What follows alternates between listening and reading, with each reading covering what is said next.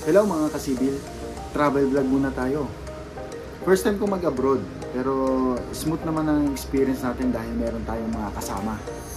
Ang purpose ko dito mga kasibil sa vlog natin is for documentation at para sa mga gusto makakuha ng ideas at tips para mag-travel abroad. So maglalagay mo ng mga konting short narration sa mga videos. Hinati ko pala yung vlog ko by part para madaling i-edit of course at saka hindi masyadong mahaba. So this is part 1. At sa dulo, maglalagay din ako ng summary of expenses na nakabase sa value ng 2025 para may reference kayo sa inyong travel planning. Okay, simulan na natin. Ang biyahe natin ngayon mga kasibil ay Vietnam, Hanoi and Sapa. Ito ang mga requirements na kailangan natin ihanda bago bumiyahe o pumunta sa airport. Tips mga kasibil, konti lang muna ang ipapalit nyo sa airport dahil mas mura sa mismong Hanoi mag-exchange. Dapat kasama ko dito ang kapatid ko, ngunit nahirapan kami kaya hindi na siya natuloy dahil sa mga requirements. Unang-una ay ang DSWD clearance. Sa baggage naman, kung ikaw ay may kasama o kayo ay grupo at kung sobrang weight ng baggage mo ay pwede mong ipasa sa kasamahan mo na kulang ang baggage basta hindi lalampas ang total weight ng baggage nyo. Bawal mag-video sa immigration, so konting tips na lang. Kung may mga dala kayong inumin ay inumin nyo na dahil bawal magpasok ng liquid sa immigration. Be prepared sa mga itatanong sa immigration tulad ng itinerary mo, tsaka nature ng work, and ilang details sa mga kasama mo. Meron namang water refilling station and charging station sa loob, so don't worry. Mag-download na rin pala kayo ng mga movies or anything para hindi kayo mainip sa loob.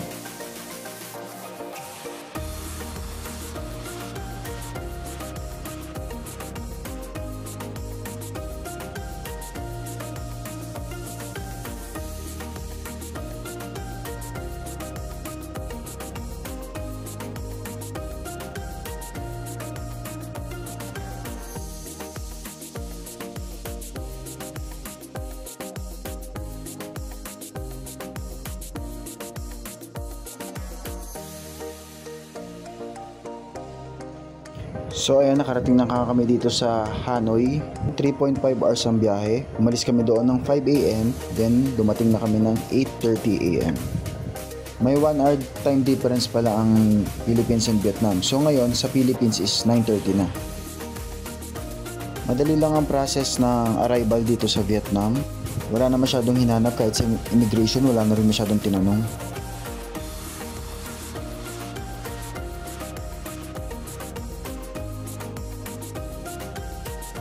Ang sasakyan pala namin dito is arranged by the accommodation, pero hiwalay na bayad to.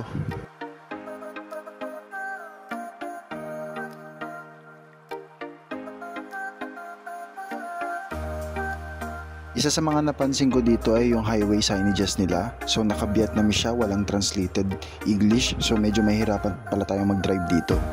Tsaka ayan, may motor lane sila. Maan nga tayo dito sa Nhat Hanh Bridge, pinakamahabang cable stayed bridge dito sa Vietnam na konektado papunta sa Hanoi.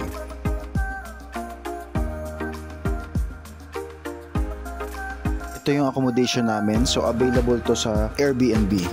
Medyo looban lang siya at mataas ang hagdan. Maganda ang room, soundproof, may musical instruments pa. May wifi, refrigerator, microwave, and etc.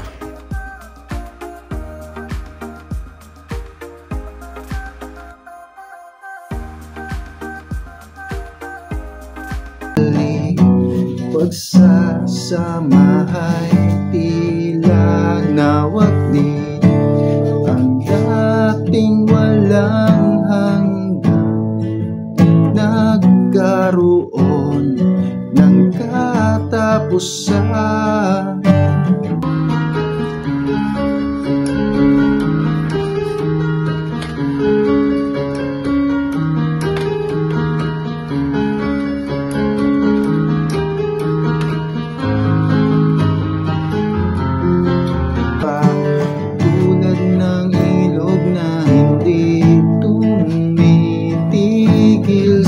Pag-agos, pag-ibig di matatapos. Almost 12 na nga mga kasibil, kaya kakain muna kami ng lunch. Susubukan nga namin itong banh mi, sikat na sikat dito sa Vietnam. Katabi lang ng hotel and sobrang sarap pala nito. Pero meron din sa Pilipinas nito. Next stop nga namin is coffee shop. So maglalakad-lakad na lang kami para ma-explore ang area.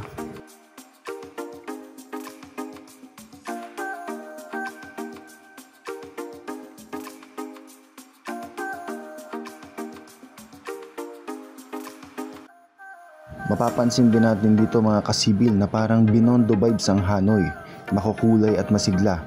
Pero ang kakaiba, walang overhead wires dito dahil underground ang wiring nila. Kaya ang ganda magpicture dito. Malinis din ang street at talagang maraming coffee shops at souvenir shops na pwedeng pasyalan. Makikita rin ang mga flag at symbols nila kahit saan, sobrang patriotic talaga ng Vietnamese.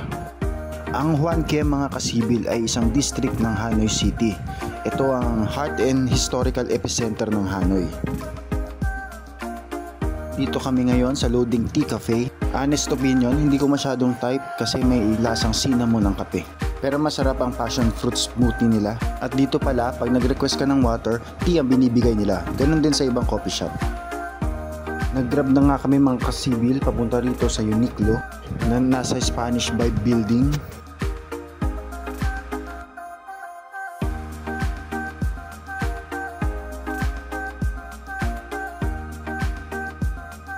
Katabi naman ito ang Hoan Kiem Lake, isa sa mga pinaka-iconic landmark ng Hanoi.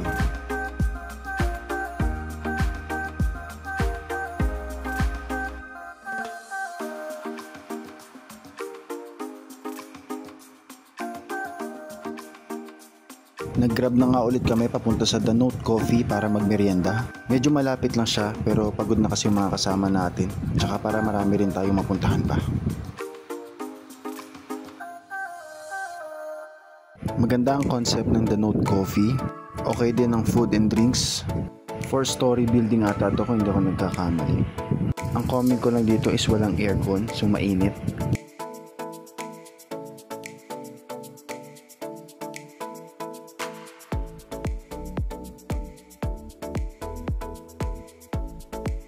So ayun, naglakad na lang kami pa uwi.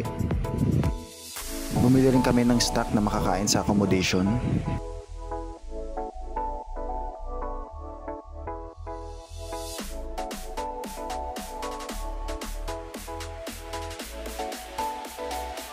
Namili na rin ng konting souvenirs, coffee.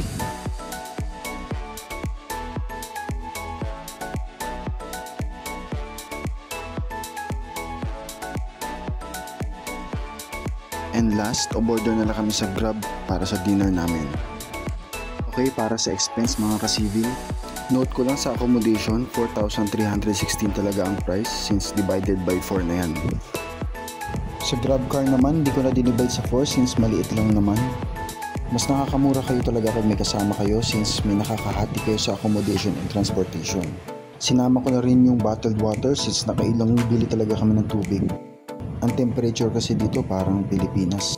Ang total natin mga kasibil ay 19,088 pesos. Sa last part ng vlog, doon ko nilalagay ang grand total.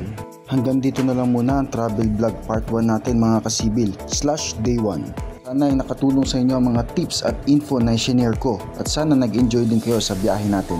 Abangan nyo ang part 2 para tuloy-tuloy ang adventure natin. Don't forget to follow, share, and subscribe. Maraming salamat sa pagsama. Thank you.